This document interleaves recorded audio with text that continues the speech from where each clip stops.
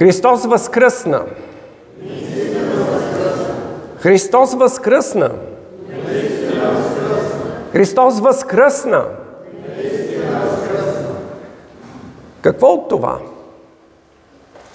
Какво от това, че Христос е възкръснал? Как тази истина днес променя твоя живот? Как осмисляш този празник? Как го празнуваш? Защо го празнуваш? Вие знаете, нашето общество днес е срещу празниците. Спомняте си колко дълго вървеше дискусията за това трябва ли да празнуваме 3 март. Когато събитията са се случили толкова отдавна, хората имат тенденцията да забравят. То не е нещо, което те са преживяли. И какъв е смисъл от това да го празнуваме? Хората забравят. А възкресението на Христос се случи преди 2000 години. Продължава ли то да бъде нещо толкова важно и значимо за теб, че да го празнуваш? Струва ли си да отделиш време от забързаното си ежедневие, от всичките си дела и трудове, за да отбележиш този празник? И в крайна сметка, каква е същността на този празник? Какво ти помага да осмислиш, да съпреживееш празника? Може би Великден за тебе като всеки друг празник. Да се съберем с приятели, с семейството, да пътуваме, да си починем. Особено сега, когато за великденските празници се събраха толкова много почивни дни, колко чудесна възможност да отидем заедно и да бъдем някъде с приятели. Може би, ако въобще не вярваш в Христос, точно това е твоето виждане. Но ако си повярвал в Христос, въпросът все пак остава. Как осмисляш този празник? Може би следваш традициите. Постиш, на Цветница си отишъл на църква, взел си върбичка, в четвъртък си бойдисал яйцата, направил си козунаци, минал си под плащеницата, очакваш благодатния огън, за да отправиш своята молба към Бога. Може би си казвате, чакай малко, ние сме протестанти. За нас празника не е в традициите. Искам правилно да ме разберете. Традициите не са нещо лошо. Ако разбирате значението. Те целят именно да подпомогнат, да подсилят духовното значение на празника. Но, разбира се, от поколение на поколение смисълът се заличава и остават само някакви действия, които са изпразнени от смисъл. А ние трябва да се хванем точно за смисъла, за да осмислим празника. Добре, тогава, като протестант, какъв е празникът за теб? Какъв е смисълът от Възкресение Христово? Как празнуваш? Да, разбирам, осъзнаваш, че празника не е в яйцата и козунаците, но какво правиш? Как осмисляш този празник? Може би очакваш да дойдеш днес на празника, да намериш една богата програма от песни и думи, които ще ти помогнат да го осмислиш. Скъпи приятелю, защо очакваш някой друг да осмисли празника за теб? Ти имаш това задължение, това е твоят празник. Ако това е празник за теб, ти трябва да се подготвиш, за да го отбележиш подобаващо. Замисли се, какво е твоето участие в този празник? С какво допринасяш? С какво допринасяш като част от тази църква да имаме вълнуващ празник? Като църква с част от вас, ние се опитваме да имаме също някакви традиции, които да ни помогнат да осмислим този празник. В четвъртък ние бяхме заедно, за да си спомним за Господнята трапеза. Да спазим заповедта, да си спомним за страданията И днес отново сме тук, за да празнуваме Възкресението. Скъпи приятели, празникът на Христовото Възкресение се осмисля от осъзнаване на смъртта и страданието на Христос. Защото истината за Христовото Възкресение е истина именно за победата му над смъртта, над греха, над дявола. Исус дойде, за да се справи с твоят най-голям проблем – смъртта. Животът на човека, твоят живот е в опасност. Ти не знаеш кога ще бъдеш покусен от смъртта. За много хора смъртта е краят. За тях след смъртта човек просто престава да съществува. Всичко е тук и сега. Затова живей. Живей докато можеш. Затова именно и толкова много хора се отдават на живот, особено по празниците. Да пътуват, да преживеят, да бъдат. Те са празника. Тяхното преживяване е самият празник. Въпреки това виждаме, че хората се опитват по всякакъв начин да отложат смъртта. Имаме огромни болници, фармацевтични гиганти, които бълват нови и нови лекарства, само да можем да се преборим с смъртта. Учените се опитват да открият какво предизвиква стареенето и съответно смъртта. Хората в целия свят са загрижени за екологичното замърсяване на нашата планета, защото то застрашава именно нашето съществуване. Искат да водим екологичен начин на живот, да ядем екологично чисти храни, да бъдем здрави. Харчат се милиони за запазването на живота. Защо? Защо животът е толкова важен? Ако сме просто еволюирали, защо толкова се притесняваме от смъртта?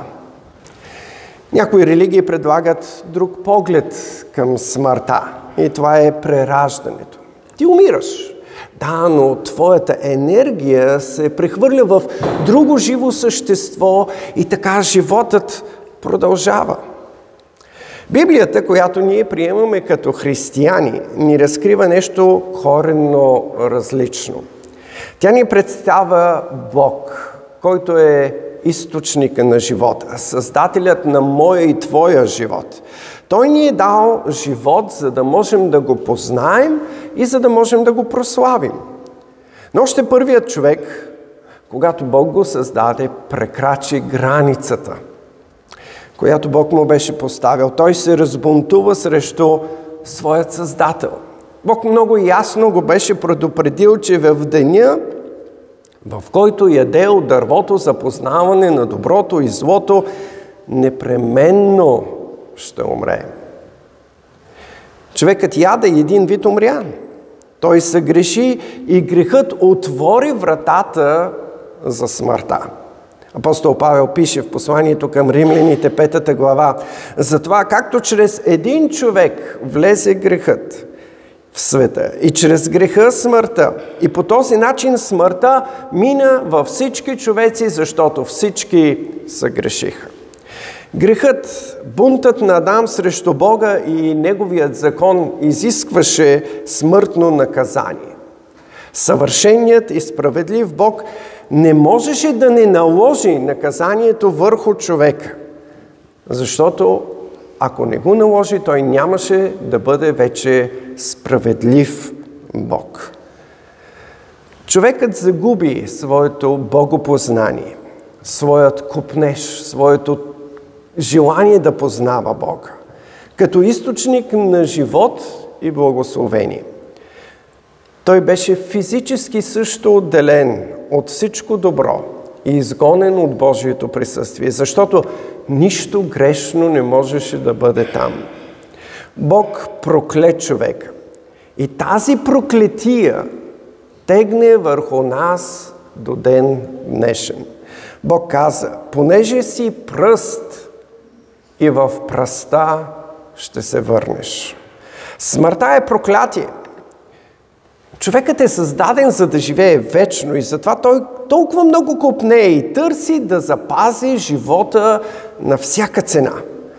Сам Исус казва, понеже какво ще се ползва човек, ако спечели целия свят, а живота се изгуби? Или какво ще даде човек в замяна на живота си? Човек е готов да запази живота си на всяка цена, но не е способен. Това е проблемът. Човекът е проклет. Ти си проклет от Бога. Ти си смъртен. Рано или късно смъртта ще дойде. Какво следва след това? Библията отново ни рисува реалност, която е много важна. Според Библията животът продължава, но той продължава на две места. След смъртта хората се разделят. Едни отиват в ада, където ще живеят в мъка и страдание и ще преживяват през цялата вечност Божия справедлив гняв. Исус говори много ясно за ада.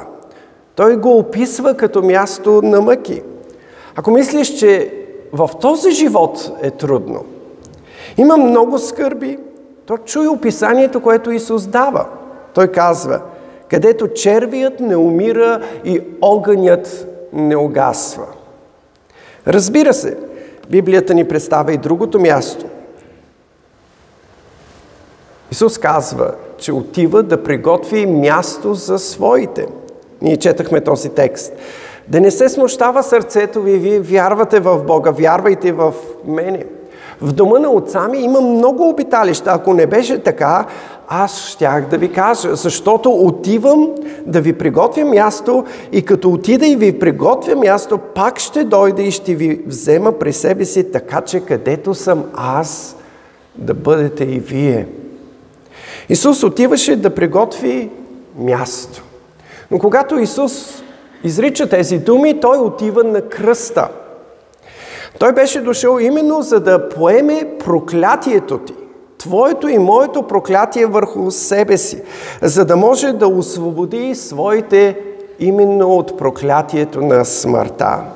Апостол Павел пише в посланието към галатяните: Христос ни изкупи от проклетията на закона, като стана проклет за нас, защото е писано: проклет всеки, който виси на дърво. Там на кръста Исус стана проклет. Без кръста и страданието на Христос за теб не можеш да осъзнаеш смисъла и силата на Неговото възкресение. Защото кръстът осмисля възкресението на Христос. На кръста Исус принесе себе си в жертва. Той те замести. Той пое Божия гняв върху себе си. Този гняв, който ти трябва да понасяш през цялата вечност. Там именно на кръста Исус извика: извърши се, свърши се. Той стана умилостивление за твоите грехове. Вместо върху теб, Божият гняв се изля там на кръста върху Христос. Христос даде своят живот, проля своята кръв. И Неговото възкресение днес е доказателство, че именно Неговата жертва е приета. Неговата кръв е достатъчна за прощението на твоите грехове. Веднъж завинаги. Днес нямаме нужда от повече жертви. Исус умря на кръста, за да въдвори мир. Твоят мир с Бога. Апостол Павел пише на Колосяните: и чрез Него да примири всичко със себе си, и земните, и небесните, като въдвори мир чрез Него с кръвта, пролята на Неговия кръст. Кръстът е именно мястото на славата. Кръстът ни предава тази божествена любов. Божествена любов за теб, недостойният, незаслужаващият, за когото се пожертва всемогъщият и вечният Божий Син. В Неговото страдание е твоето спасение. В Неговата смърт е твоят живот. Христос възкръсна. Това е невероятна победа. Това е радост, която можеш да преживееш само ако ти си осъзнал своето окаяно състояние в греха и си се покаял истински за своя грях и за своя бунт срещу Бога, ако ти омаловажаваш греховете си, тогава ти не осъзнаваш същността на греха. Моли се Бог да ти се разкрие и да ти помогне да осъзнаеш своето безпомощно и окаяно състояние и бъдеще. Ти си загубен, ти си прокълнат, ти си смъртен и без Христос ти си предопределен за вечно осъждение. Затова покай се за греховете си, обърни се към Христос и му предай живота си. Покори се на Христос и го признай за свой Господ. Покаянието за греха включва нов начин на мислене, ново възприятие на този свят. Апостол Павел го описва много ясно във второто послание към Коринтяните. Казва, защото Христовата любов, тази любов, която го заведе на кръста, ни принуждава. Като разсъждаваме така, че понеже един е умрял за всички, то всички са умрели. И че той умря за всички, за да не живеят вече живите за себе си, а за този, който за тях е умрял и възкръснал. Осмисленето на Христовото възкресение включва осмисленето на твоята смърт за греха и греховния начин на живот. Исус толкова ясно ни учи. Йоан 12 глава, 25 стих. Който обича живота си, ще го изгуби. А който мрази живота си на този свят, който мрази живота в греха, ще го запази за вечен живот. Ако мислиш, че живота си е твой и можеш да правиш с него каквото си поискаш, тогава ти не осъзнаваш смъртта на Христос за теб. Ти не осъзнаваш, че си изкупен и сега ти не си свой си. Ти нямаш право да се разпореждаш с живота си. Да празнуваш възкресението на Христос включва празнуването на Неговата смърт и на твоята смърт. Без да си умрял, не можеш да възкръснеш. Умрял ли си заедно с Христос? Или беше твърде заед с живота? Възпомена ли жертвата на Христос? Да, знам, че един ритуал не спасява. Но въпросът е в твоето отношение към Христос. Той заповядва, това правете за мое възпоменание. Ти пренебрегваш Неговата заповед, а изповядваш, че си Негов слуга, Негово дете, че го обичаш повече от всичко на този свят, че дължиш на Него живота си. Не си ли лицемер? Да празнуваш възкресението на Христос означава да празнуваш своето собствено възкресение за нов живот, който Бог е отредил за тебе. Това, че някога си се помолил на Христос да прости греховете ти и да спаси живота ти, трябва да се потвърждава от живота ти всеки ден. Осъзнаването на Христовото възкресение включва осъзнаване на твоята смърт и възкресение за нов живот. Апостол Павел казва, затой, ако е някой в Христа, то е ново създание. Старото премина, ето всичко стана ново. Нов човек ли си? С нови приоритети, с нови взаимоотношения с Христос. По какво разбираш, че това е така? Промяната трябва да бъде видна. Трябва действия, които да потвърждават твоето свидетелство за църквата и света, иначе остават само думи. А Писанието казва, че вярата само на думи е мъртва. Христовото възкресение е твоето възкресение за нов живот. Апостол Павел пише, Бог обаче, който е богат с милост, поради голямата любов, с която ни възлюби, даже когато бяхме мъртви чрез престъпленията ни си, съживи ни заедно с Христос и като ни възкреси заедно с Него, сложи ни да седим с Него в небесни места в Христос Исус. Затова пише на Колосяните, и така, Ако сте били възкресени заедно с Христос, търсете това, което е горе, където седи Христос отдясно на Бога. Мислете за горното, а не за земното, защото умряхте. И животът ви е скрит с Христос в Бога. Когато Христос, нашият живот, се яви, тогава и вие ще се явите с Него в слава. Христос възкръсна. Той победи смъртта.